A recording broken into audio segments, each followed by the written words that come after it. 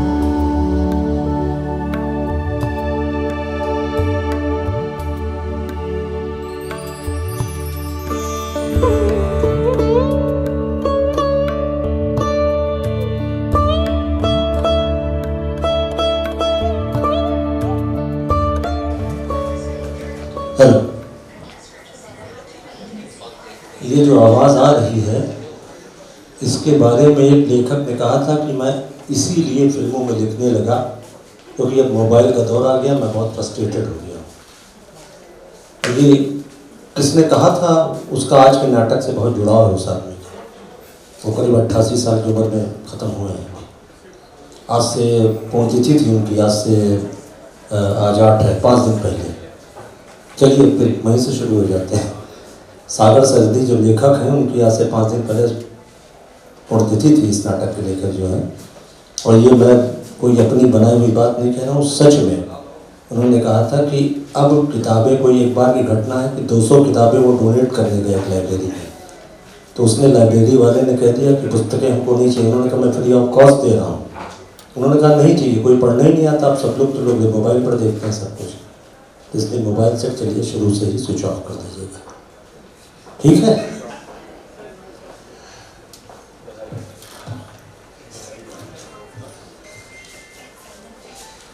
होली के इस सप्ताह में और रमजान के इस महीने में समस्कार फाउंडेशन और कंसर्न थिएटर की तरफ से आपका स्वागत है, खैर मकदम है। और आज नाटक मसीहा आपके सामने है। इसके लेखक हैं सागर सरदी और निर्देशक हैं अनुपम बिसारिया।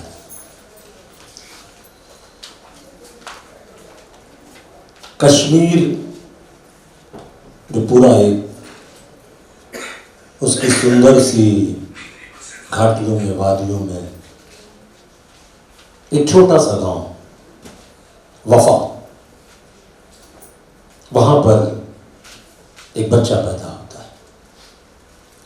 और प्राकृतिक कश्मीर कितना सुंदर है आप सब जानते ही। इतना लगाव होता है, उस लगाव की टूटन तब आती है जब सन 47 में बंटवारा होता है। और बंटवारा होने के बाद कभी रिफ्यूजी, कभी भगाने वाला, कभी ये कभी वो, दुनिया भर के तमगों से उसको नवाजा जाता है। किसी तरह उसका सफ़र आगे बढ़ता है और वो मुंबई पहुंचता है। और मुंबई पहुंचकर ज़्यादातर लोग, क्या 90% लोग फिल्म में काम करने जाते हैं और वो फिल्म में काम नहीं करना चाह रहा होता है। लगातार प्रगतिशील धारा से जुड़ता है, लेखनी करता है, लिखता है, कई बड़े सुंदर सुंदर नाटक लिखता है। बिना भूखे भजन न हो गोपाला लिखता है, भगत सिंह के ऊपर लिखता है, और एक नाटक लिखता है मिर्ज़ा साहिब। मिर्ज़ा साहिब का प्रस्तुतिकरण देश के बहुत बड़े फिल्म निर्देशक देखते हैं और कहते हैं कि आप हमारे लिए काम कर दिए, तो एक शर्त रखता है उनके सामने, उस निर्देशक का भी नाम आप बताऊंगा करिए, उसके सामने शर्त, और नया लेखक एक शर्त रखता है उनके सामने कि मैं जो भी लिखूंगा उसमें कॉमा और फुल स्टॉप तक नहीं चेंज होगा, चाहे जितना बड़ा एक्टर बोल ले वो डायलॉग और चाहे जितना बड़ा निर्देशक। खैर आखिर में उसकी प्रतिभा के कायल होकर इस बात की शर्त मान लेते हैं और इसीलिए यश चोपड़ा कहे जाते हैं। और वो लेखक सागर सराठी होते हैं जो आज के नाटक के लेखक हैं। बहुत सी फिल्में इनकी लिखी हुई आपने देखी होंगी, सिलसिला, आपके चांदनी, नूरी, फासले, अभी ताज़ा फिल्म आज से कुछ साल ताज़ा के अब तो थोड़ा पुरानी हो गई, कहो ना प्यार है, दीवाना, ये सब सागर साहब की लिखी हुई फिल्म है। और ख़ास बात यह थी कि वो इस बात को खुले तौर पर सागर साहब कहते थे कि मेरे अंदर क्रोध है। जब उनका कभी इंटरव्यू पढ़ो या उनका कुछ लिखा हुआ पढ़ते थे या पढ़ा है अभी थोड़ा बहुत, कहते थे साफ तौर पर मेरे अंदर क्रोध है, मेरे अंदर गुस्सा है। लेकिन सारी फिल्में प्यार की। बाजार एक फिल्म जो उन्होंने खुद डायरेक्ट की, खुद प्रोड्यूस भी की और खुद बनाई भी अपने आप, लिखी भी, वो भी प्यार। अजीब इत्तेफाक था उनमें। और आखिरी समय तक सागर साहब का यह कहना था कि मेरे अंदर क्रोध है और मुझे सबसे बड़ा इस बात का क्रोध है कि वो कौन ताकतें होती हैं जो मैं एक इतना अच्छा प्यारे से गांव में रहता था, मुझको वहाँ से भगाने वाली ताकतें कौन होती हैं। बड़ा रोष था उनमें। खैर होता है, प्रकृति को जो मंजूर होता है। तो आइए प्रकृति के पास, प्रकृति का आवाहन दीप प्रज्वलन के साथ मैं गुजारिश करूंगा सीमा रंजन जी से, धीरेन्द्र स्वरूप बसारिया साहब से, साथ ही साथ उषा सिन्हा जी से कि वो मंच पे आए, दीप प्रज्वलन कर आज की संध्या की शुरुआत करें। फिल्मों को लेकर बहुत लगाव नहीं था उनमें, लेकिन कहते थे पैसे के लिए करता हूँ सारा।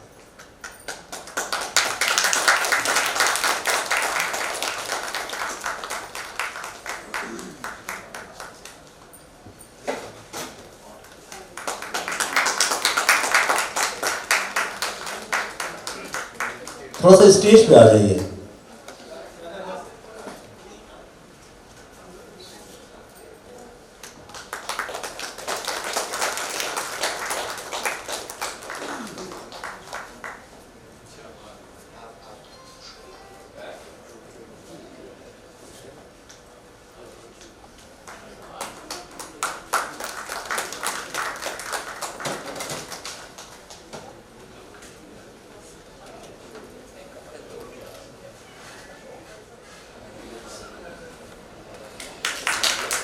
नमस्कार फाउंडेशन की तरफ से। और अब कंसर्ट थिएटर की तरफ से उनको मोमेंटो देने के लिए मैं अनुरोध करूंगा धीरेन्द्र स्वरूप बसारिया साहब से कि उनको मोमेंटो प्रदान करें। सर आप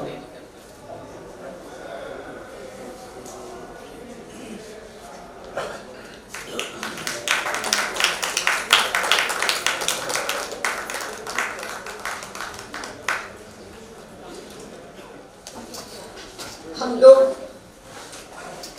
प्रोफेसर मानका खन्ना जी का इंतज़ार कर रहे थे।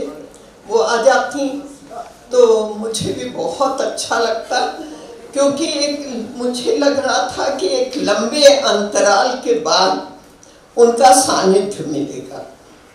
लेकिन खैर यहाँ उपस्थित सुप्रतिष्ठित विद्वज्जन और रंगमंच एवं नाट्य कला के प्रकाश स्तंभ, मैं नाम नहीं ले रही हूँ सबका, क्योंकि नाम लेने में काफ़ी समय जाएगा और कोई भी नाम छूट गया तो मुझे ग्लानि होगी। लेकिन मैं क्या कहूँ, कंसर्न थिएटर से संबद्ध सभी कलाकारों, Yashika institute of performing arts की अध्यक्ष सुश्री सीमा रंजन जी, सचिव सुश्री महिमा रंजन जी, सभी का वंदन अभिनंदन।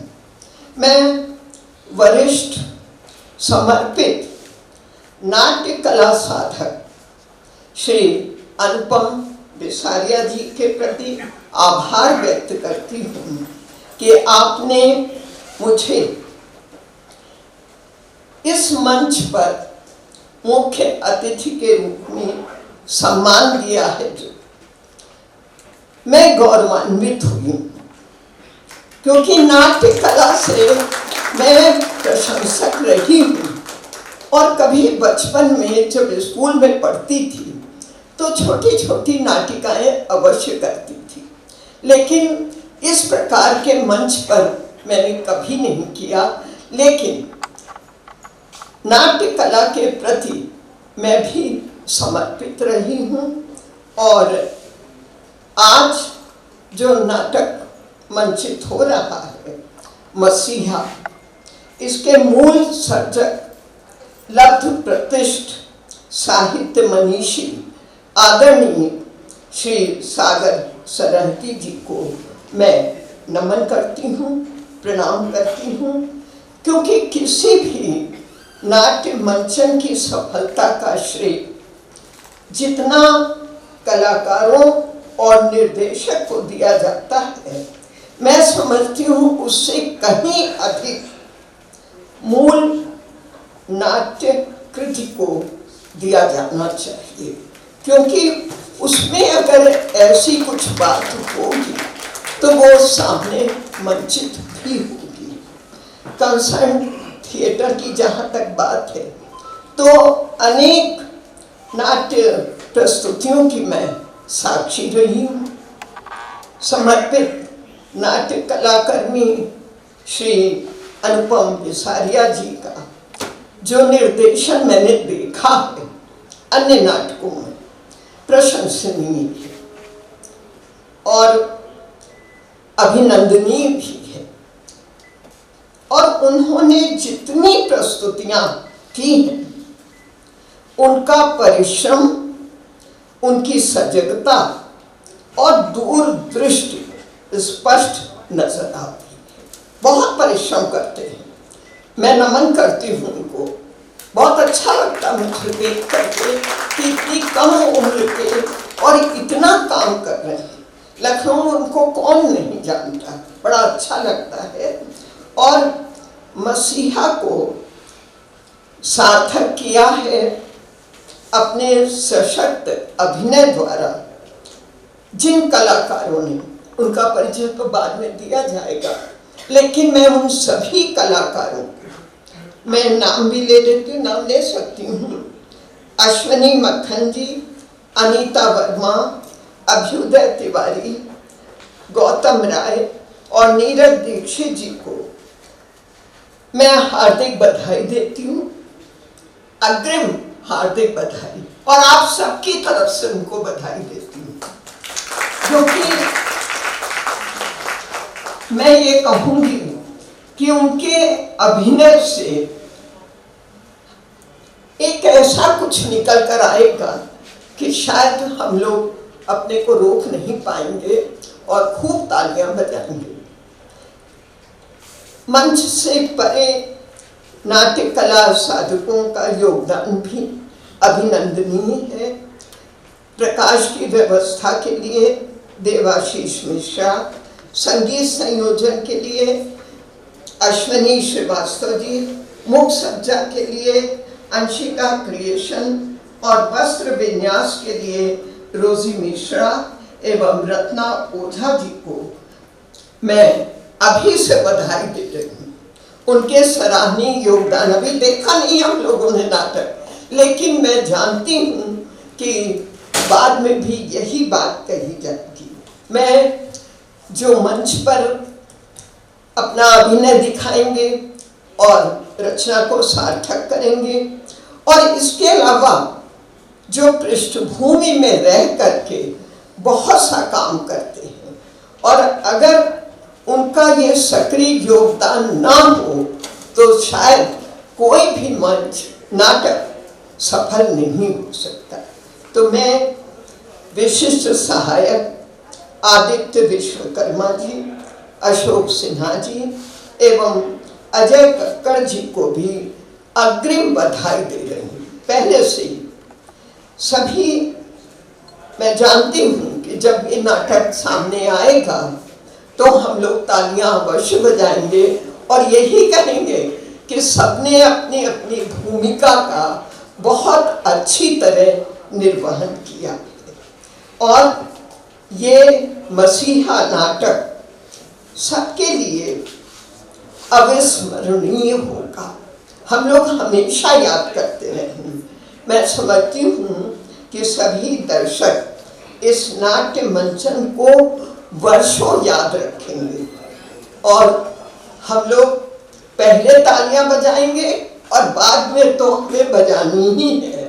तो मैं कुछ ज़्यादा बोल गई लेकिन मैं अपने को रोक नहीं पाई, क्योंकि अनुपम बिसारिया के लिए मेरे मुंह से सदैव आशीर्वाद निकलते हैं, शुभकामनाएं, आशीर्वाद।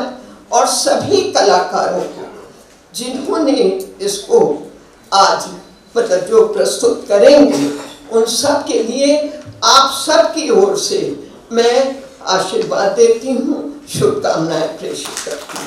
बहुत बहुत धन्यवाद।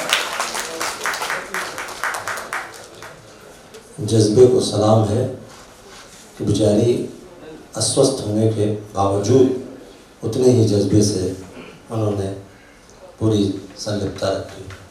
और अच्छी बात ये होती है कि आदमी को जब बताया जाए उससे पहले ही आदमी जान जाए कि उसको क्या करना है। उन्होंने कहा था कि नाट्य लेखक के बारे में कम बातचीत होती, इसलिए मैंने शुरुआत ही करी नाट्य लेखक के बारे में। मैंने नहीं कहा कि अनुपम बिसारिया ने इतना काम किया, इतने साल से काम कर रहे हैं, बहुत अच्छे अभिनेता हैं, बहुत अच्छे निर्देशक हैं। मैंने सागर सरहदी के बारे में ही शुरुआत में ज़्यादा कहा। और सरहदी उनका नाम वैसे तो रख लिया था, वैसे उनका मूल नाम गंगा सागर तलवार था। जेल सरहदी की फिल्में वो बहुत देखते थे, इसीलिए उससे थोड़ा सा अवस्था ज़्यादा हो गए तो उन्होंने कहा सरहदी मेरा भी तकल्लुफ़ से। हमारे बीच में मुनका खन्ना जी आ गई है। और देखिए दूसरी बात भी आपकी रेणुका जी, उषा जी, हम लोग ने याद रखी कि आपने कहा था अगर खन्ना जी मुनिका जी आ जाती तो हमको बहुत अच्छा लगता, तो वो आ भी गए।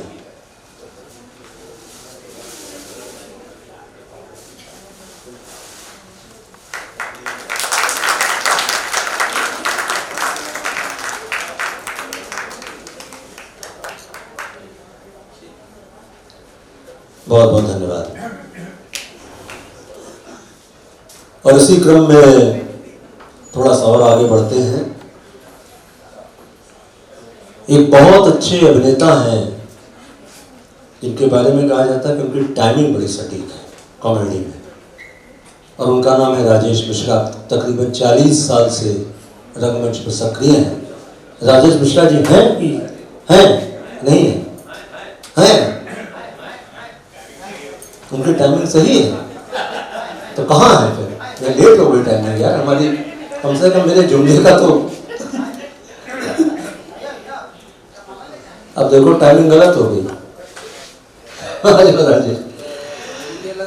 मैं अनुरोध करूंगा सीमा रंजन से कि उनको पौधा भेंट करें, और ललित पोखरिया, ललित भाई से मैं गुजारिश करूंगा कि मतलब अगर देश में कुछ चुनिंदा रंगकर्मी जो लगातार रंगमंच कर रहे हैं उनमें से ललित जी एक हैं।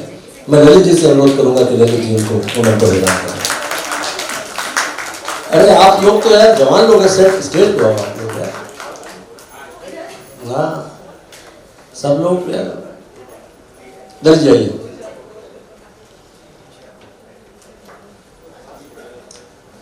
सीमा जी उनको पौधा भेंट करेंगी और ललित जी को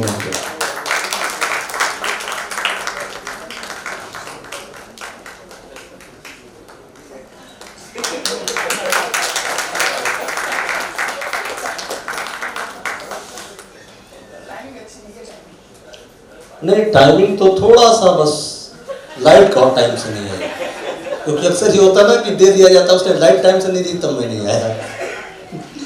बहुत बहुत धन्यवाद राजेश आपका। देखिए साहब, ऐसा होता है, नाटक तो करते रहते हैं हम लोग लगातार, ना जाने कितने नाटक हम लोगों ने देख डाले, कर डाले, मैंने कितनों की एंकरिंग कर डाली, लेकिन नाटक को बढ़िया तरीके से करते रहना और लगातार करते रहना और साथ ही साथ उसमें एक रिकॉर्ड कायम करना, ये अपने आप में बहुत खास बात होती है। बहुत सी संस्थाएं, हजारों संस्थाएं हैं, काम करती हैं, लगातार रंगमंच करती हैं, सालों बीत जाते हैं, लेकिन इस जज्बे के साथ काम करना कि यार ठीक है, हो गया, लेकिन हमारे शहर का भी दुनिया में एक रिकॉर्ड होना चाहिए। हम अलग तरह का कुछ रिकॉर्ड कायम करेंगे, और उस रिकॉर्ड को कायम करने में देश की शायद अपने आप में एक अलग और अनूठी संस्था मंचकृति, जो हमारे शहर की है, इसका गौरव हमें प्राप्त हो रहा है। मंचकृति ने 30 दिन लगातार अनवरत कॉमेडी नाटक और हिंदी के मूल नाटक करके एक रिकॉर्ड कायम किया है, और संगम भाई और गोपाल भाई से मैं अनुरोध करूंगा कि उनकी मंचकृति का ये रिकॉर्ड लेने के लिए वो मत करें। संगम भाई है तो आइए तो। अरे मैं अनुरोध करूंगा सीमा रंजन जी से कि गोपाल भाई को पौधा भेंट करें, मंचकृति की तो मंचकृति की तरफ से ग्रहण करेंगे। अभी आ रहे, और राजा भाई से मेरा अनुरोध है कि वो मंच पर आए और प्रतीक चिन्ह संगम भाई को भेंट करें।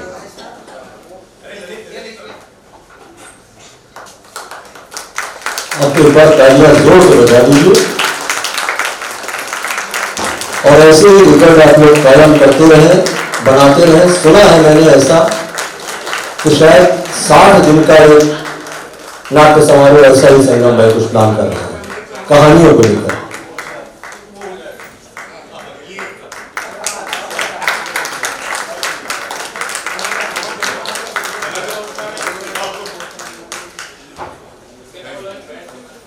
आप सबका बहुत बहुत धन्यवाद। किसी ने कहा था कि शाखें गुल बढ़ गई, आसमां बढ़ गया, और नतीजे में हिंदुस्तान बढ़ गया। हमने देखा था जो ख्वाब ही और था, अब जो देखा तो पंजाब ही और था। उसी पंजाब का दर्द, उसी पंजाब के बंटवारे को लेकर मसीहा लिखा गया सागर सरहदी के द्वारा। उसका मंचन का आनंद लेते हैं। बहुत बहुत धन्यवाद। एक बार तालियों के साथ अभिनंदन करें। नेहरू को मिला हिंद, जिन्ना को मिला पाक। नेहरू को मिला हिंद, जिन्ना को मिला पाक। चंद्रशेखर को क्या मिला? अब हंसते हंसते फांसी पर लटक जाने वाले दुर्गा भाभी के देवर को क्या मिला? भगत सिंह। आनंद लीजिए नाटक।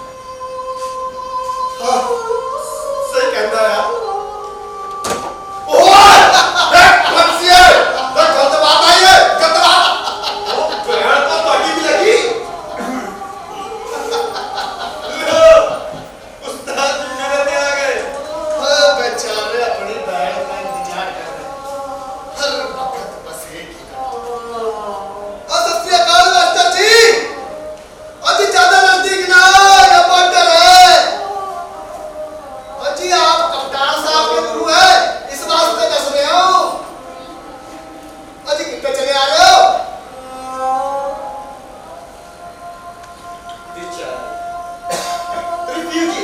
और कैप्टन साहब बता रहे थे कि बैटिंग भी कहीं बिछड़ गई। उस्ताद रह चुके कैप्टन साहब की, क्यों बैटिंग की तलाश में है क्या?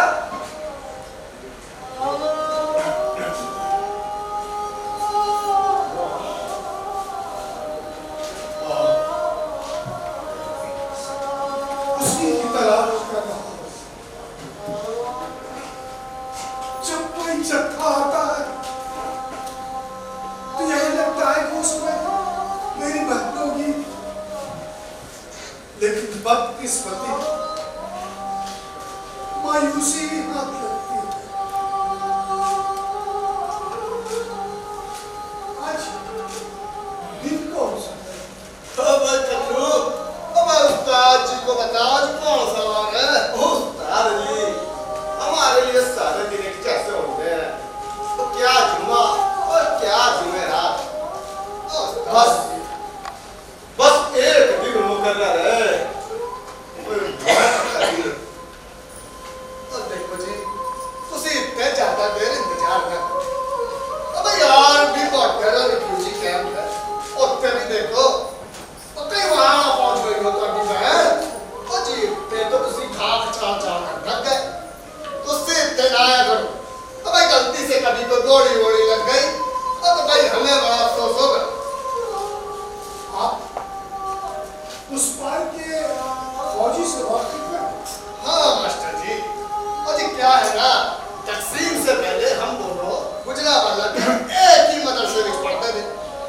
अब वो इलाका पाकिस्तान कहलाता है और वो पाकिस्तान का फौजी है और मैं हिंदुस्तान का फौजी। और जी क्या किस्मत है, कल तक हम यार थे और आज आप दोनों के पास बंदूकें हैं, क्या एक दूसरे को मार सकते हैं? और जी बिल्कुल मार सके, और जी वो हमें मार सकता है और मैं उसे। अजी गोली मारना तो साडा खेल है और बंदूक साडे लिए खिलौना। मारना जरूरी है। हाँ उस्ताद जी, हमारी अपनी अपनी सरहदें हैं और हमारे अपने अपने मुल्क। कभी हम यार थे और आज दुश्मन है, या यूं कह मजबूरी है। मजबूरी? कैसी मजबूरी? क्या कहे उस्ताद जी, हमारे मुल्क के नुमाइंदे आला हुक्मरान मुंह चला फरमान जारी कर देते हैं और हम बॉर्डर पर तैनात तामीर करते रहते हैं। और जी करते क्या है, करने को मजबूर है। और ठीक करना है और जी हमें तो ड्यूटी करनी पड़ती है। वो सियासती हिदायत देते हैं और हम अंजाम। सही कहता बच्चे, आप दोनों एक दूसरे के दुश्मन हैं, ये बातचीत में मोहब्बत न ले सकी। और जी क्या करूं, बचपन की मोहब्बत अपना वजूद दिखलाती है। और उसी मोहब्बत की तरह गोली मारते वक्त हिचकिचाते नहीं। मारते वक्त तो नहीं उस्ताद जी, मारते वक्त नहीं। हाँ बाद में चश्मे दर्द रहते। अजय को गल दसा अजी तुसी ते जाता देर इंतजार। और भाई देखो आज की हिंदुस्तान की सरहद के अंदर आप कितों भी महफूज हो। भाई हमारे यहाँ रिफ्यूजी को कोई खतरा नहीं है। रिफ्यूजी? किसको बोला रिफ्यूजी? मैं रिफ्यूजी नहीं हूँ, मैं एक उस्ताद हूँ, एक टीचर हूँ। मैं बच्चों को तालीम देता हूँ, मुल्क के लिए जिम्मेदारियां सिखाता हूँ, उसूलों को पढ़ाता हूँ। और आपके उसूल जंगे तकसीम में तरीके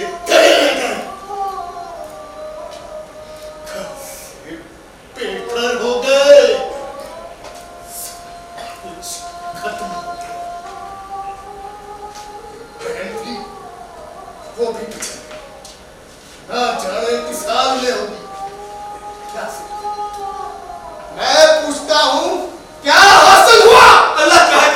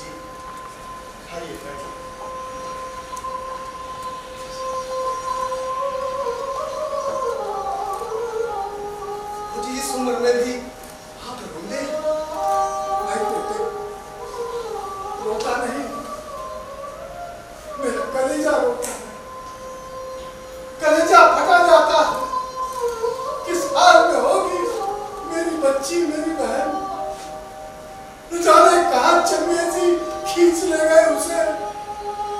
क्या करूं, कहाँ जाऊं? अरे मस्ताब, आप कहाँ?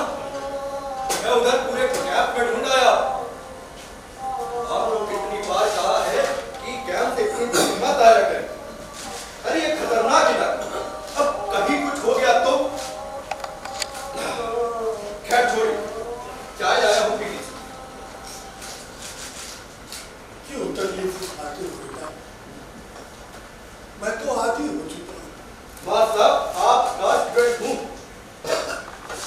और आप नहीं बताया खिदमत इबादत।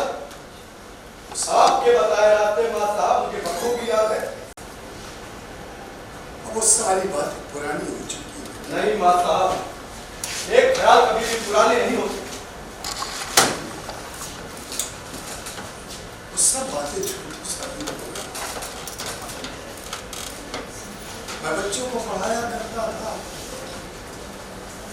वतन की खिदमत करो, वतन के गीत गाओ, अपनी वतन की मिट्टी को छुओ। कहाँ चला गया वो वतन? बिखर गया मेरा हिंदुस्तान, हिंदुस्तान के टुकड़े हो गए। आप बहुत गहराई से दूर तक सोचते, मगर मेरी माने तो ये सब दार्शनिक ख्याल। यही सच्चाई है, यही हमारा आज है, यही हकीकत है। कल क्या होगा किसी को कुछ नहीं पता। क्या बीते कल को आज का नहीं पता। अच्छा माँ साहब, आपको मेरा बचपन याद है? अच्छी एक एक लम्हा मेरे सीने में जज्बा। आप शनिवार की शाम को आलमपुर पहाड़ी पर अपने घर चले जाया करते। 9 मील पहाड़ी रास्ता तय करके वहां साहब सोमवार को फिर पैदल चलकर ठीक समय से स्कूल में तो आ जाया करते थे। हाँ बेटे, याद है, अच्छी तरह याद है। तभी बूढ़ा जवान हुआ करता था। मुझे देखते ही बच्चे खिलखिला उठते थे। स्कूल आने के लिए भोर सवेर जब मैं उठता था तो चारों तरफ अंधेरा ही अंधेरा, सन्नाटा पसरा होता था। चारों तरफ हरियाली ही हरियाली, ठंडी ठंडी गुदगुदाने वाली, शरारती छेड़ने वाली हवा रहती थी। छत पर उतरकर पहाड़ी दरिया में नहाता था तो मसरत से मेरा जिस्म सुर्ख हो जाया करता था। चारों तरफ फूल ही फूल खिले होते थे। कहाँ चले गए वो सारे मंदिर? गुरुद्वारे होकर जब घाटी में उतरता था तो सूरज की पीली पीली सुनहरी सुनहरी किरणें मेरे माथे को चूम लेती। घाटियां लहराती थी, दरिया मचलता था, दिल उछलता था, कोई थकान नहीं।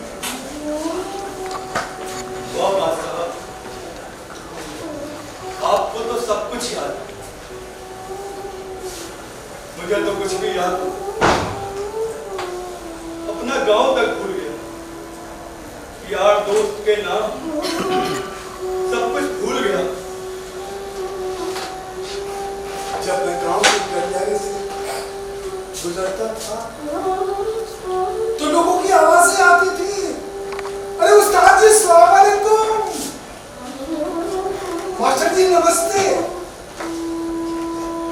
दूर घरों की छतों से तीनों से लोगों की आवाजें आती थी, अरे मास्टर साहब दूध भी पीते जाइए, अरे उस्ताद जी पानी पीते जाइए। मैं खुशी खुशी सब कुछ कबूल कर लेता। मेरे सारे शागिर्द मुस्लिम थे और मैं हिंदू। मेरे सारे शागिर्द मुझ पर जान छिड़कते थे। हाँ मास्टर साहब, कुछ मुझे भी याद आता। हाँ, हम सब स्कूल पहुंचते ही हम सब आपके पांव दबाते ताकि आपको आराम मिले। सरफराज, गनी, अब्दुल, सलाम, अबराज, हम सभी आपकी खिदमत करते थे। आप रास्तों के लतीफे सुनाया करते थे मां साहब। हमारी जमात स्कूल में सबसे अच्छी मानी जाती थी। आपके व्यवहार अखलाक से सारा गांव आपकी इज्जत करता था मां साहब। हाँ बेटे, मगर वो सारी बातें झूठी साबित हो रही हैं। सारी बातें झूठी साबित हो रही हैं। आज की तारीख में वो सारी चीजें ऐसा लगता है जैसे पुरानी हो गई। मैं बच्चों के मसीहा से एक रिफ्यूजी। ठीक कह रहे मां साहब। मेरी समझ में नहीं आता कि रिफ्यूजी कैसे हुए। मां साहब, शायद पॉलिटिक्स। कितना घटिया लफ्ज है ये रिफ्यूजी। दिखाना तो नफरत भरा। मैं इनकार करता हूं कि मैं एक रिफ्यूजी हूं। मगर मां साहब, सच्चाई तो यही है कि आज आप एक रिफ्यूजी हैं।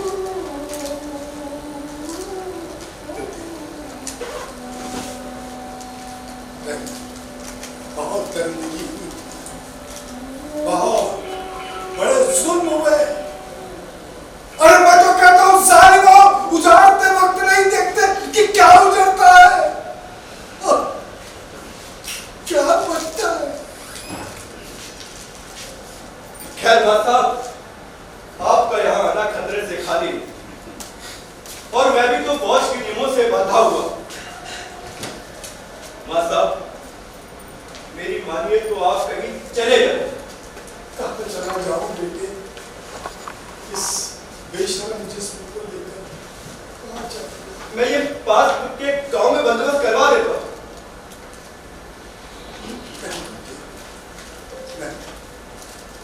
मैं कहीं न जाऊंगा जब तक मेरी बहन मुझे नहीं मिल जाती। मैं कहीं न जाऊंगा। इसी रिफ्यूजी कैंप में रहूंगा, रिफ्यूजी की तरह। मैं कहीं न जाऊंगा जब तक मेरी बहन नहीं मिल जाती। मां साहब, हाँ, आज कुछ लोग लाए जा रहे हैं। देखता हूँ शायद इसमें आपकी बहन है। मगर मां साहब, प्लीज आप कैंप में रहिए, कहीं बाहर मत चले। मुझे जैसे ही कोई खबर लगती है मैं सबसे पहले आके आपको बताता हूं। मां साहब, कैंप में रहिए।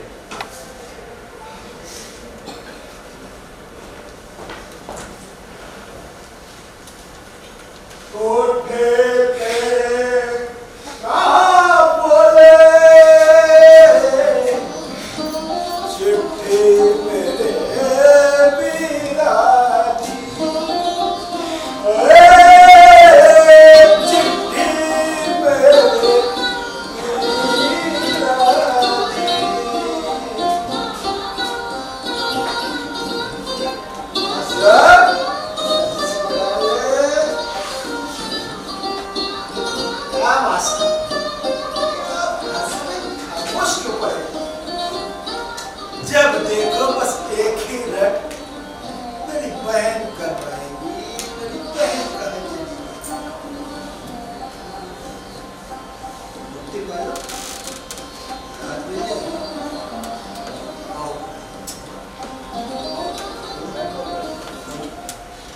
मतलब आपको मुक्ति नहीं चाहिए? बदकिस्मत हूँ, जिंदा हूँ। बड़े अफसोस की बात है।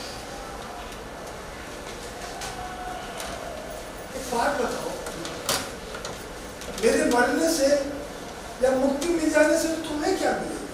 मुझे क्या? तो मास्टर, मुझे मुक्ति मिल गई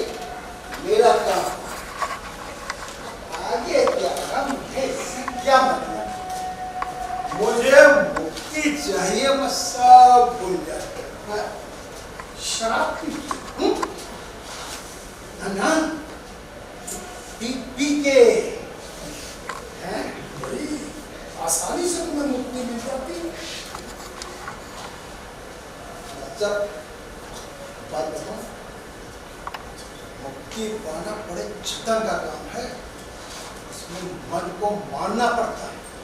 ये जो साधु सन्यासी है ना, तो भजन करते हैं, कीर्तन करते हैं, जंगलों में भटकते हैं, ये मुक्ति को नहीं समझते।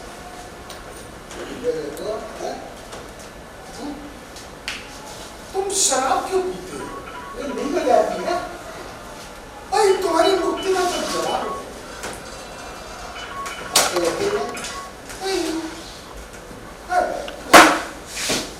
ऐसे लगता है नहीं। देखो मैं, तुम मेरे किसी काम के नहीं। मुझे एक बात बताओ, अगर मैं तुमको गाली दूं क्या करूं? तो तुरंत जवाब दोगे नाराजगी से या गाली देकर, है ना? लेकिन मास्टर अगर मैं खुद को गाली दूं तो मुझ पर उसका कोई असर ना हो, मतलब मुझे कहीं ना कहीं से मुक्ति मिल गई।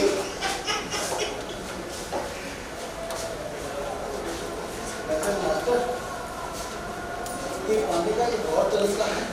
क्या? मन को मारो, गोली मारो। अरे बंदूक उठा, गोली मारो। देर किस बात की? बंदूक चलाने नहीं आती ना। अरे भाई, ये तो सिपाही खड़े हैं, इनसे कहो ये गोली मार देंगे, मुक्ति मिल जाएगी। मैंने एक से इंतजार की, जानते क्या बोला? अरे बस साले, तुझे गोली मार दूंगा तो हमारी सिगरेट लेके कौन आएगा? देखा ना खुदगर्दी की हद। गोली भी मारेगा साला तो शर्तों पे। मुक्ति पाना इतना आसान ही, और मौत शर्तों पे। यही तो अब लोग कहते कि आदमी आदमी के काम आता है, कोई किसी काम नहीं आता।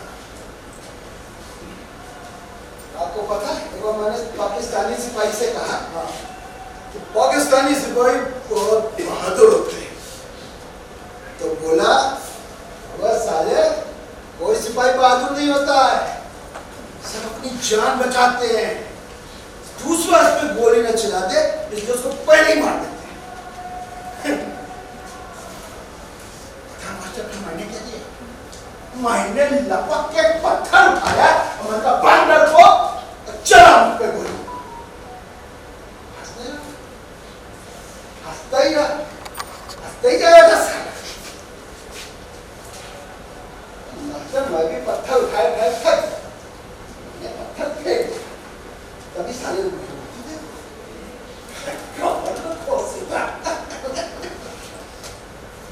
बात बताओ, तुम कुछ खाते वाते भी हो कि बस यही पीते रहते हो? मास्टर खाना खाते साधु सन्यासी, उन्हें जीते जी भगवान तक पहुंचना पड़ता। मुझे खाने की जरूरत नहीं।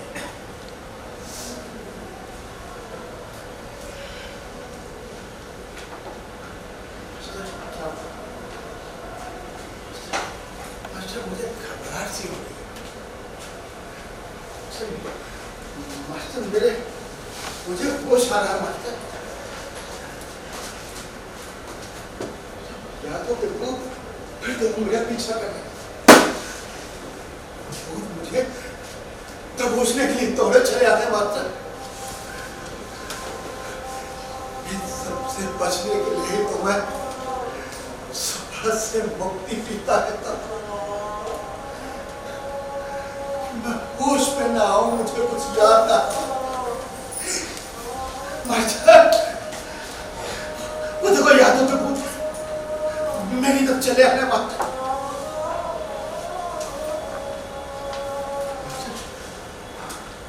वो देखो मास्टर, बंटवारे का मंजर देखो मास्टर। वो देखा? हाँ, तो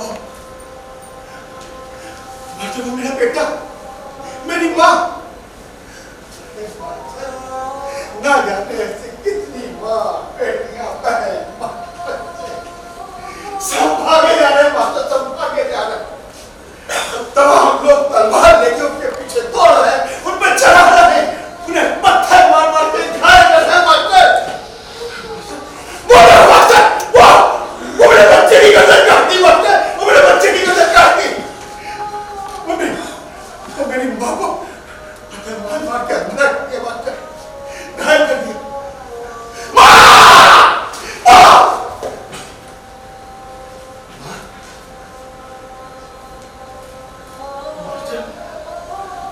मर गई मेरी माँ। देखो खुली पथराई आंखों से मुझे देख रही माँ। मेरी माँ भाई वो देखो मास्टर मेरी बीवी को पीछे ले जा रहे। वो एक बहन कुएं में डूबी जाके मास्टर। सब तरफ खून खराब, लाशें ही लाशें, जिधर देखो लाशें लाशें लाशें। सब मरे जा रहे, मरते जा रहे हैं मास्टर, सब मरते जा रहे हैं। अब मैं बच गया मास्टर। यादों का पिटारा नहीं बच गया।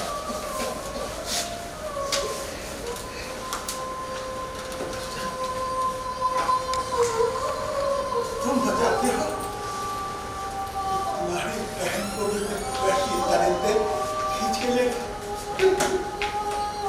अरे मास्टर तुम एक बहन के लिए रोते तड़पते तड़पते। मास्टर मैं रोज न जाने कितनी माँ बहन बेटी बच्चों के लिए तड़पता मास्टर।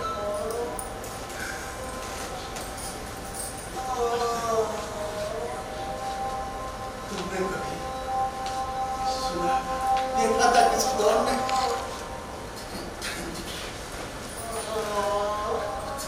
वैसी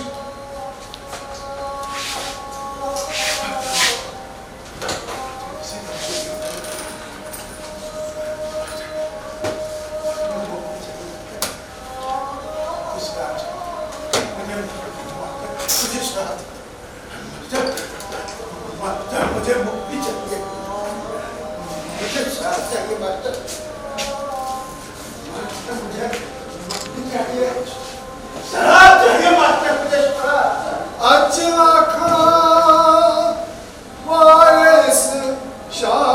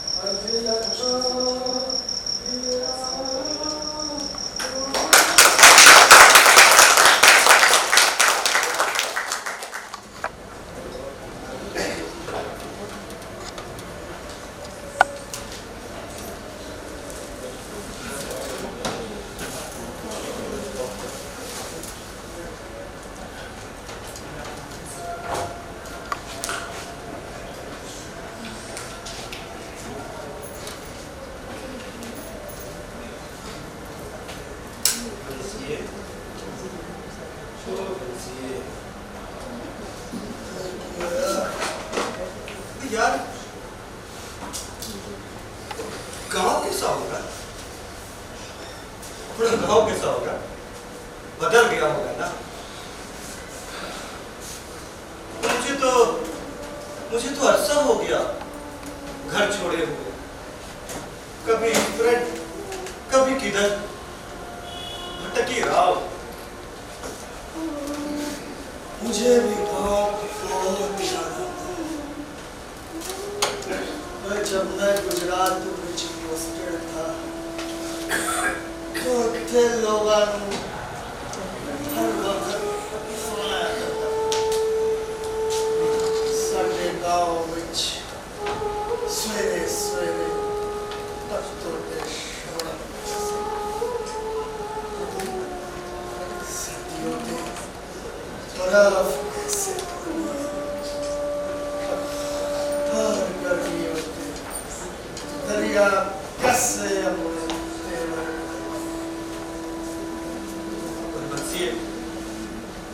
मुझे तेरे पता है कोई वो तुम लोग जब घर छोड़कर चले गए थे तो तुम लोगों के घरों में मोटे मोटे चूहे चमगादड़ बसेरा करने लगे थे। हाय राम, सब कुछ पर जब इंसान घर छोड़ता है ना, जीव जंतु घर ਵਿੱਚ आबाद होकर घर का खाली पड़ दो कर देते हैं। बंसिए ये सियासत दुश्मनी की जड़ है, रंजिश का समंदर है, तो हम भोले भाले लोग इसका शिकार उठाते हैं। मार काट खून खराबे पर आमादा हो जाते हैं। कभी कभी मैं बहुत उदास हो जाता हूँ, कभी कभी तो सोचना ही भूल जाता हूँ। हमारे हिस्से यही तो आया है, एक दूसरे का खून करना, फतह के नारे बुलंद करना, फतह शिकस्त अखबार की सुर्खियां बन जाती है जो कि हमसे ही होती है, और हम गायब गुमनाम। ओए वो देख, उससे तो अच्छा वो गुमनाम है जो पीता है, सब कुछ भुलाए रहता है, पीता है, घूमता रहता है।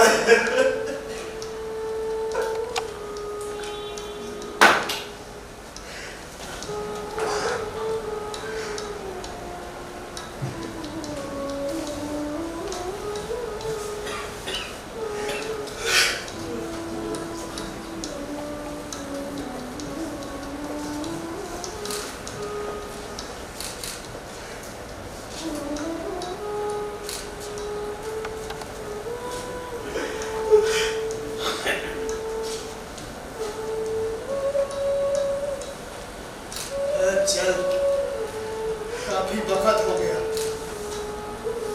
बड़ी चौकी पे चल।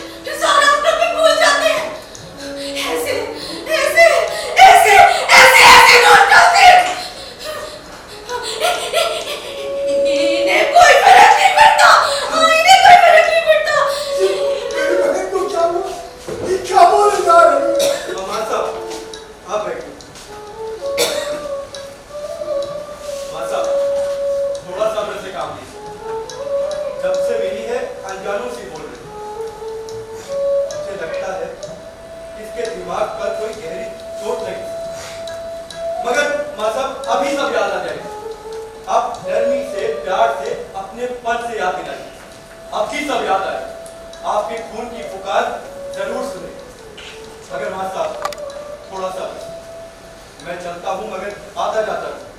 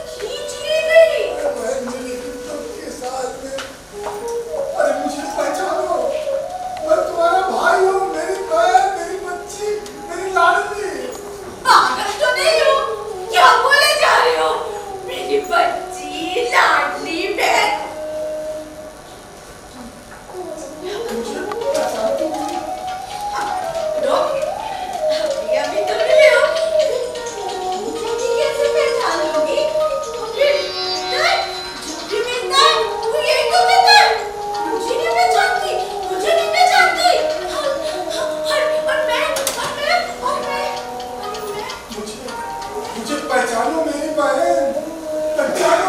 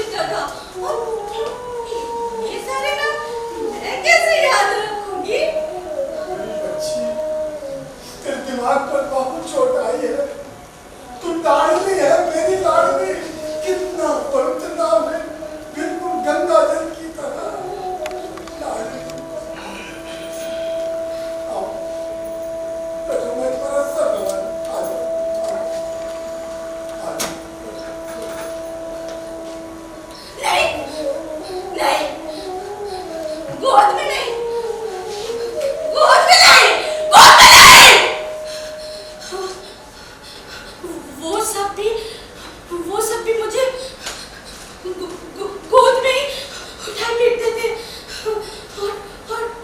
और फिर मेरे जिस्म के साथ क्या करते थे। लो मैं भूल गई मैं जिस्म के साथ क्या करते थे। अच्छा सुनो मैं मेरा भाई मेरा सर दबाता था। तुम्हें कुछ याद है तुम्हारा भाई तुमसे कहाँ बिछड़ा था? मैं अपने भाई को ही तो ढूंढ रही हूँ। मुझे याद आ रहा है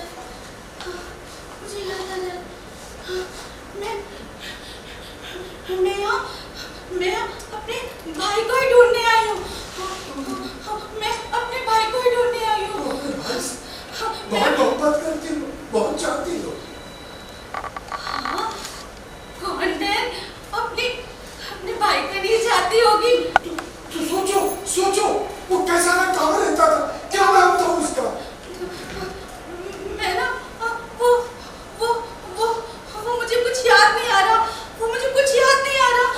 बस मुझे इतना याद है कि मेरा भाई था। अरे नाम नहीं याद है, शक्ल तो याद होगी, ये कौन पहचान तो जाओगी। कितनी बार कहूं, कितने सवाल करते हो, मुझे कुछ याद नहीं आ रहा। बस इतना याद है कि मेरा एक भाई था। उसकी शक्ल याद करो, सामने आ जाएगा, पहचान तो जाओगी ना। हाँ, बिल्कुल पहचान जाऊंगी। वो दिलावर, अब्बास, फैजल, रोज तो नया भाई मिलता था। अब सबका नाम कहाँ तक याद रखूं मैं? भगवान, ये मेरी बच्ची का क्या हाल कर दिया। अरे तुम्हारे बंदों ने मेरी बच्ची का क्या हाल बनाया है। बेचारी मासूम है। आज लगता है मेरी बच्ची ही मैली नहीं हुई है। रावी चिनाब झेप का पानी भी मैला हो गया है। मेरी बच्ची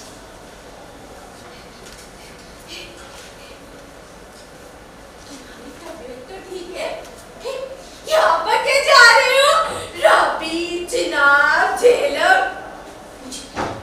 तुम फैजल तो नहीं?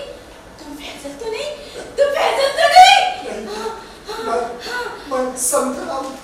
एक बार अपने भाई को पुकारो, याद करो, एक बार भाई को पहचानो। तुम्हारे लिए मैं दरिया में छलांग लगा दूंगा। मेरी बच्ची, याद करो, पहचानो मुझे। याद तो कर रही हूँ पर मुझे कुछ याद नहीं आ रहा। मैं सब भूल गई हूँ। या खुदा, या मेरे मौला, हे रब, किसने अगर तुम्हें भाई कह के न पुकारा तो मैं दरिया में छलांग लगा दूंगा, पहाड़ों से सर मार के अपना वजूद खत्म कर दूंगा, अपने जिस्म को नोच डालूंगा।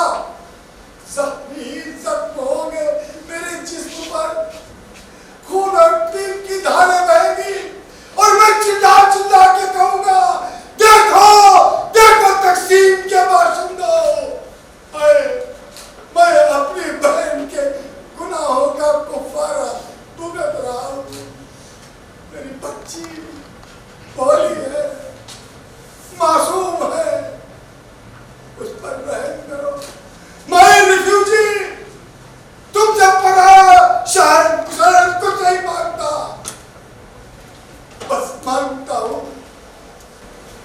तो अपनी बच्ची को मुझे दे दो। मेरी बच्ची को मुझे दे दो। भोली है, मासूम है, उस पर तरस खाओ खुदा। भगवान पे तरस खाओ। तुम्हारे जैसा आदमी मुझे आज तक नहीं मिला। मैं बहुत बदकिस्मत हूँ। तो कैसे देखती हो, हमारे दिल में जाने कहा मेरी बच्ची गुम हो गई, कहाँ गुम हो गई, मैं बताऊं बैटली कहाँ है? तो देखो, वो देखो,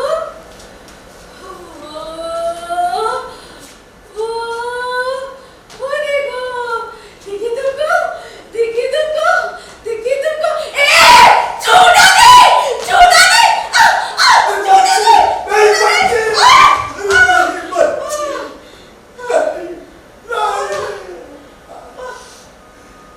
मेरी बच्ची, मेरी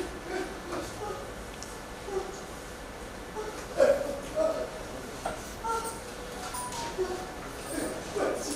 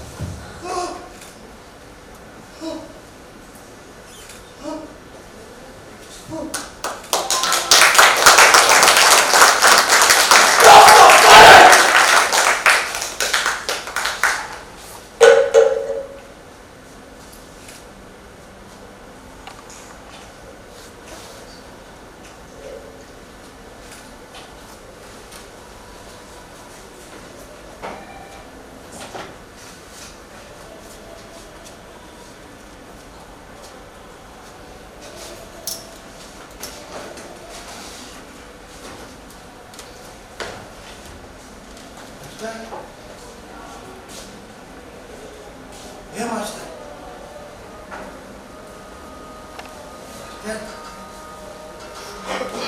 क्या मर गए क्या मास्टर? क्या बड़े खुदगर्द निकले तुम, अपनी बहन पाती तुम्हें।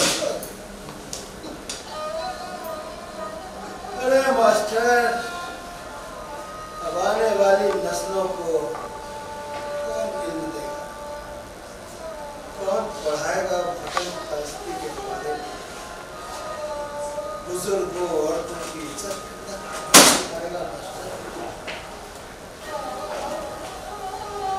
सारे जहां से अच्छा इन हिंदोस्ता हमारा सारे जहां से अच्छा हिंदोस्ता हमारा। लिखने वाले बंदे ने धर्म मजहब के नाम पे नए मुल्क का तसव्वुर किया, बंटवारा कर दिया। इस बंटवारा अगर होगा इन देशों का तो मेरी लाश पर होगा। ये कहने वाले के सामने मास्टर लाखों रिफ्यूजियों की लाशें बिछ गई तो कुछ नहीं, तो देखते ही रहते। क्या मास्टर, चंद सियासतदानों ने अपनी सहूलियत के हिसाब से मुल्क के बंटवारे पे हावी किया। उजाड़ किए लाखों लोगों को मिट्टी से उखाड़ के नई मिट्टी में फेंक दिया और कहा फिर से अपनी पहचान बनाओ, अपनी जड़ें बनाओ। इन चंद सियासतदानों ने लाखों लोग जो वहां से भाग के आए उनको नया नाम दे दिया,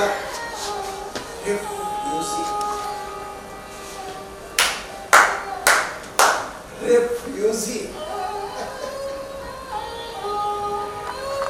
मास्टर, लाखों माओ बच्चों बहनों का खून भरा है इन मुल्कों की नींव में।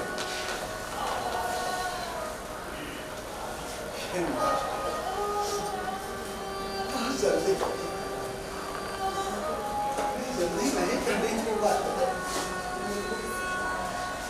अरे मास्टर, अभी तो वो दिन देखना बाकी है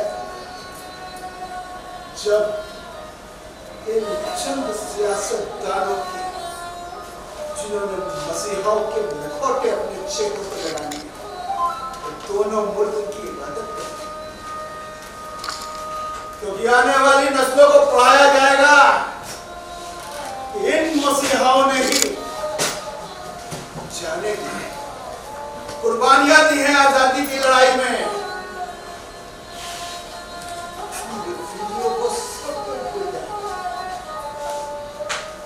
अपने अपने मुल्क के वो मसीहा हो जाएंगे।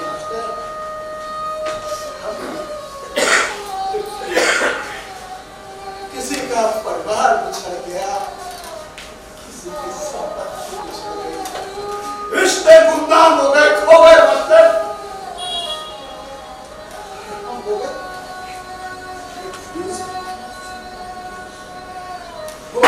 मसीहा।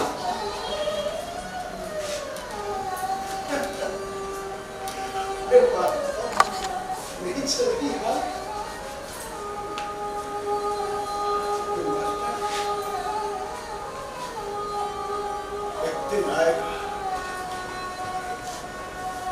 एक दिन आएगा जब कोई मसीहा पैदा होगा इस देश में, इन सियासतदानों के चेहरों से सब नकाब नोच देगा, इतिहास की सारी सच्चाइयां सामने लाएगा। जब वो आएगा मास्टर, एक दिन को आएगा,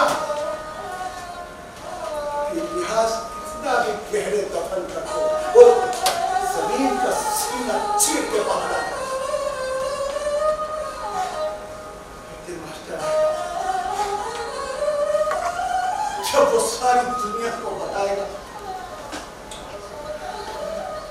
कि मसीहा ये नहीं, ये चंद सियासतदान जो अपने चेहरों पे मसीहाओं के नकाब लगा के अपने अपने मुल्क के मसीहा बने, ये मसीहा नहीं। मसीहा है हम रिफ्यूजी। मास्टर, मसीहा हो तुम हो, तुम्हारे जैसे हमारे जैसे लाखों रिफ्यूजी है मसीहा, जिन्होंने जाने लाल साहब की बखियों में नहीं चले, पैदल रास्ता तय करके आए। तुम हो मास्टर जिसने नस्लों को इल्म दिया, पढ़ाया कि इस बदन को कैसा होना चाहिए। मसीहा ये नहीं है मास्टर, मसीहा तुम हो। हम रिफ्यूजी है मसीहा, हम रिफ्यूजी है, हम रिफ्यूजी मसीहा है मास्टर, तुम मसीहा मास्टर।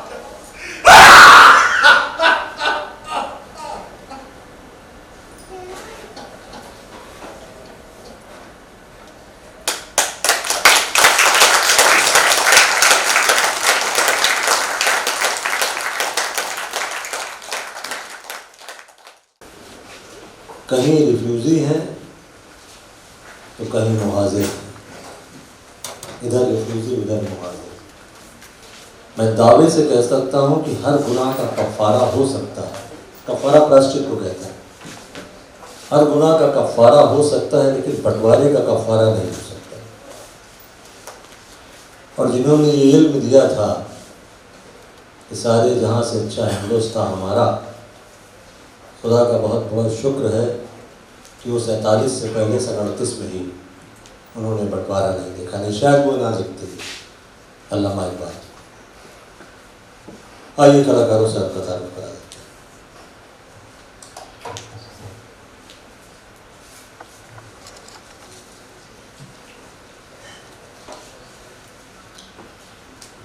भारतीय सिपाही गौतम राय।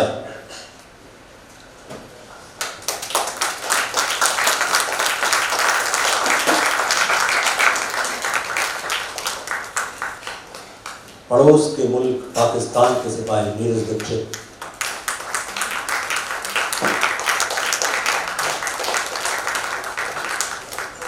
कैप्टन अभ्युदय तिवारी।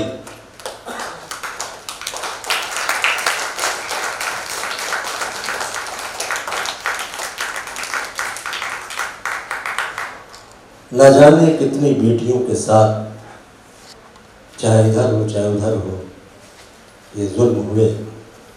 तभी अमृता प्रीतम ने जो इसमें इस्तेमाल भी की गई थी कि आज लखा कुड़ियाँ रोंदियाँ तेनू वारिस्तान कैन, बड़ी लंबी नज़्म है। अमृता प्रीतम ने शायद वही दर्द रखते हुए वो नज़्म लिखी थी बंटवारे पे, और उसको रिप्रेजेंट लाडली के रूप में किया था नीता वर्मा ने।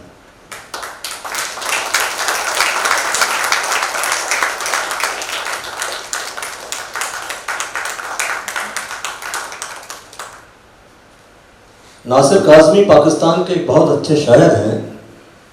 तो शायर में वो उनके बहुत सी अच्छी अच्छी नज़में हैं, लेकिन एक बहुत अच्छी थी, और वो उन्होंने कहीं ना कहीं सियासतदानों पे ही कमेंट किया था कि जब बंटवारा हो गया, नासिर काज़मी उधर चले गए, तो नासिर काज़मी ने कहा कि ये सितम और कि हम फूल कहें खारों को, खारे कांटों को कहते हैं, ये सितम और कि हम फूल कहें खारों को, इससे तो आग ही लग जाए समंदरों को।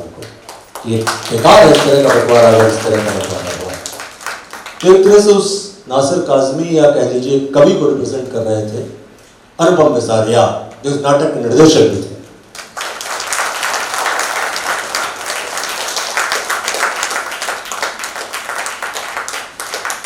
और इस नाटक कहते हैं कि कहीं ना कहीं जो लेखक होता है वो एक किरदार अपने लिए चुन लेता है और उसी में हमेशा अपने को देखता है। और वही कहते हैं कि वन मैन में मैंने लिखी है कहानी, तो वर्जन में कभी कभी वो नाटक में वो चरित्र बन जाता है।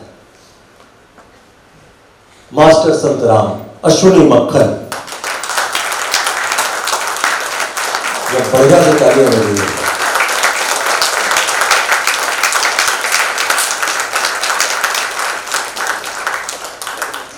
प्रकाश देवाशीष मिश्रा, संगीत अश्विनी श्रीवास्तव, मुख सज्जा अंशिका क्रिएशन, वेशभूषा रोजी मिश्रा, रत्ना ओझा, मंच निर्माण और वीडियो फोटोग्राफी आशुतोष विश्वकर्मा, मंच व्यवस्था अशोक शुक्ला, ग्राफिक्स डिजाइन आलोक पांडे, मंच सामग्री आदित्य वर्मा, मृत्युंजय प्रणव त्रिपाठी, प्रस्तुति नियंत्रक अशोक सिन्हा जो कि इसमें ऊपर प्ले कर रहे हैं, ये आ जाएंगे, अजय खक्कड़ और सहायक निर्देशक सीमा रंजन। सीमा जी आप लोग भी मंच पे आ रहे हैं और जिनके बाकी लोगों के जिनके नाम लिए अगर वो आना चाहे तो आ जाए। मैं मोनिका खन्ना जी से अनुरोध करूंगा कि प्लीज एक बार मंच पे आए और इस नाटक के निर्देशक को सम्मानित करने की समस्कार। मैं उषा जी से मैं इसलिए नहीं कह रहा हूँ कि उनको चढ़ने में दिक्कत थोड़ा सा हो रही है, इस वजह से। और साथ ही साथ मैं शाखा भाई आपसे भी गुजारिश करूँगा कि आप भी आए।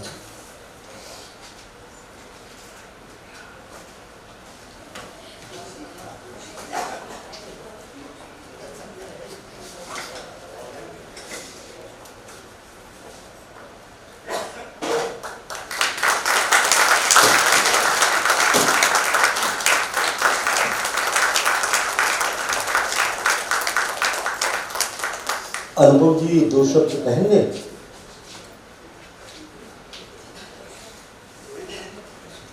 अब जितना मन हो।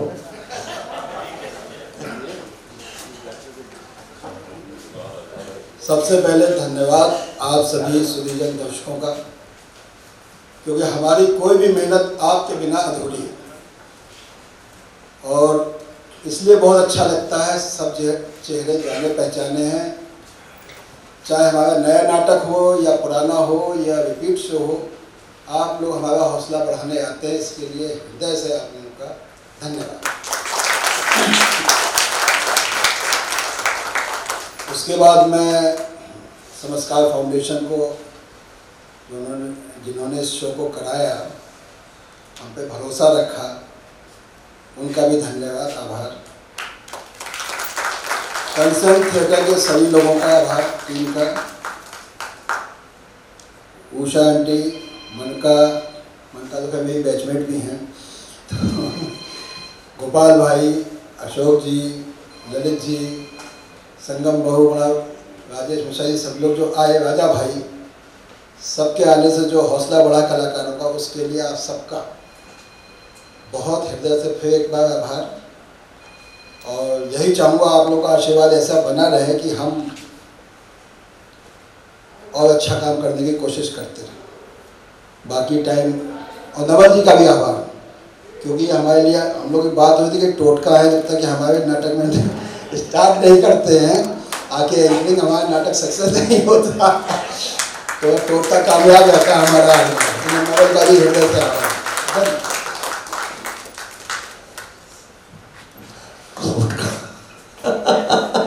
नहीं, ये जुमला इनके द्वारा ही नहीं, कई लोगों ने जुमला दिया है, मेरे बहुत अच्छे दोस्त ने दिया भाई, वो भी कहते हैं टोटका। तो खैर नींबू और मिर्ची मत खरीदिएगा, मुझे बुला दीजिएगा, नाम ले नहीं, नाम ले लीजिएगा, ना खरीदिएगा। देखिए अनुपम जी ने तो फॉर्मली मुझे धन्यवाद ज्ञापित कर ही दिया, लेकिन कोई भी नाटक जो हो, नाटक तभी हो पाता है जब उसके पीछे प्रेजेंटर कोई खड़ा हो, और अगर प्रेजेंटर नहीं होगा तो कितना ही बढ़िया नाटक अगर हम गढ़ लें, लिख लें, बना लें, लेकिन प्रेजेंट नहीं होगा प्रॉपर। तो सीमा जी समस्कार फाउंडेशन की तरफ से मैं विधिवत आप सबका धन्यवाद ज्ञापित करने के लिए उनसे करता हूँ। सीमा जी, सबसे पहले तो बहुत बहुत धन्यवाद आपको, और यहाँ पे जितने भी लोग उपस्थित हैं सबको मैं धन्यवाद देती हूँ। और सबका नाम तो नहीं लूँगी क्योंकि दादा ऑलरेडी सबका नाम ले चुके हैं और दादा भी सबका नाम ले रहे हैं, तो बहुत बहुत थैंक यू कि आप सब लोग यहाँ पे आए हैं। ये समस्कार का चौथा साल है और पिछले 3 सालों से मैं अपनी कोशिशें कर रही थी, जैसा भी हो रहा था कर रही थी, और इस बार दादा का सपोर्ट मिला तो हम लोगों ने और भी अच्छा प्रस्तुति करने की कोशिश की है। तो बहुत बहुत बहुत बहुत थैंक यू जितने भी लोग यहाँ पे आए, हमने जिनको भी इन्वाइट किया, जितने भी दर्शकगण हैं, जितने भी वरिष्ठ रंगकर्मी हैं, थिएटर आर्टिस्ट, जितने भी लोग हैं, सबको मेरा धन्यवाद।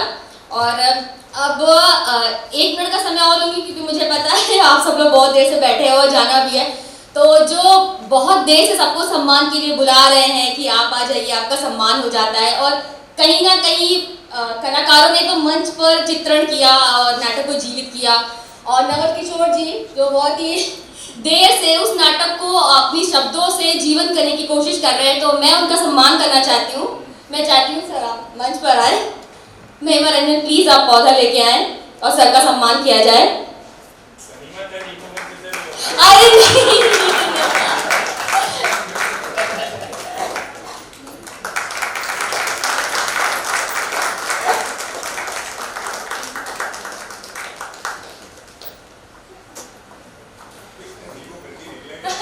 नहीं नहीं तुलसी जी का पेड़ है।